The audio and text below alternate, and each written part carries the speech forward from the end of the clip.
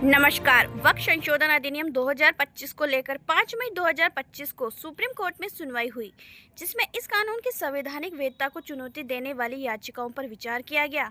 अगर इसके मुख्य बिंदु को देखें तो सुनवाई स्थगित की गई। आपको बता दें, चीफ जस्टिस संजीव खन्ना की अध्यक्षता वाली पीठ ने सुनवाई स्थगित कर दी। अभी यह मामला 15 मई 2025 को जस्टिस BR गवई की अध्यक्षता वाली पीठ के समक्ष सुना जाएगा। इसकी याचिकाओं की बात करें तो याचिकाओं का कहना है कि यह कानून संविधान के अनुच्छेद 25, 26, 29 और 30 का उल्लंघन करता है, जो धार्मिक स्वतंत्रता और अल्पसंख्यकों के अधिकारों की रक्षा करते हैं।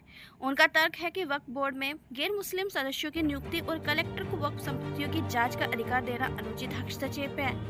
अन्य याचिकाओं की बात करें तो केरल के नारायण मानव धर्मांश ट्रस्ट ने भी इस कानून को चुनौती दी है, जिसमें कहा गया है कि यह मुस्लिम समुदाय के अस्तित्व को खतरे में डालता है और संविधान के अनुच्छेद 21, 25, 26 और 29(1) का उल्लंघन करता है। सरकारी कर्मचारियों और पेंशन भोगियों के लिए बड़ी खबर। जुलाई 2025 में महंगाई भत्ता यानी DA फिर बढ़ने वाला है। फिलहाल DA 55% है, लेकिन इस बार इसमें सिर्फ 2% की बढ़ोतरी हो सकती है, क्योंकि अभी तक के AICPI इंडेक्स के आंकड़ों ज़्यादा मजबूत नहीं है। अगर मार्च से जून के आंकड़ों में तेजी आई तो DA 3% तक भी किया जा सकता है, लेकिन गिरावट आई तो 2% से भी कम बढ़ोतरी मुमकिन है।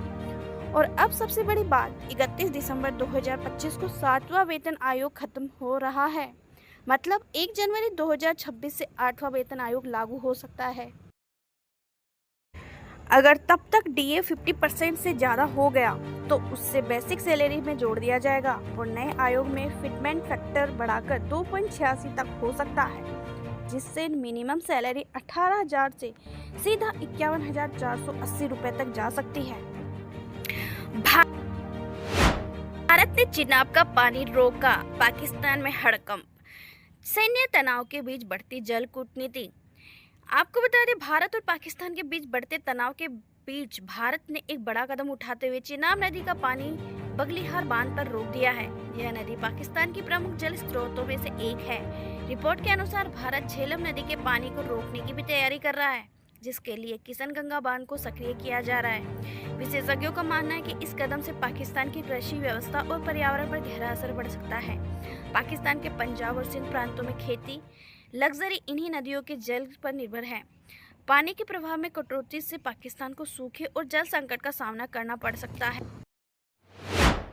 अब तक की सबसे बड़ी खबर, पाकिस्तान में भूकंप के झटके। जी हां, आपको बता दें, 5 मई 2025 को दोपहर 4 बजे 4.2 तीव्रता का भूकंप आया। राष्ट्रीय भूकंपीय केंद्र के अनुसार भूकंप का केंद्र 36.60 डिग्री उत्तरी अक्षांश और 72.89 डिग्री दक्षिणी देशांतर पर स्थित था, जिसकी गहराई 10 किलोमीटर थी।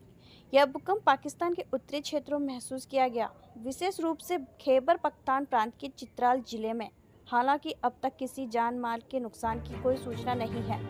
पाकिस्तान और अफगानिस्तान का यह क्षेत्र भूकंपीय दृष्टि से संवेदनशील माना जाता है, जहां अक्सर हल्के से मध्यम तीव्रता के भूकंप आते रहते हैं। पिछले कुछ हफ्तों से भी इस क्षेत्र में कई भूकंप आ चुके हैं, जिनमें 30 अप्रैल को 4.4 तीव्रता का भूकंप शामिल है।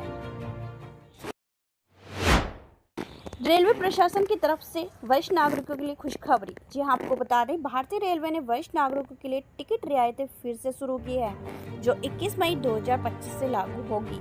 यह निर्णय कोविड-19 महामारी के दौरान मार्च 2020 में निलंबित की गई रियायतों को बहाल करने के उद्देश्य से लिया गया है। अगर हम इसके मुख्य बिंदुओं की बात करें तो 60 वर्ष या उससे अधिक आयु के पुरुष और 58 वर्ष या उससे अधिक आयु की महिलाओं को इसका लाभार्थी माना है।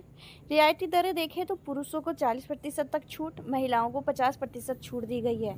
अगर इसकी लागू श्रेणियां देखें तो स्लीपर क्लास, AC 3 टियर और AC चेयर कार है। बुकिंग प्रक्रिया ऑनलाइन और ऑफलाइन दोनों माध्यमों से उपलब्ध है।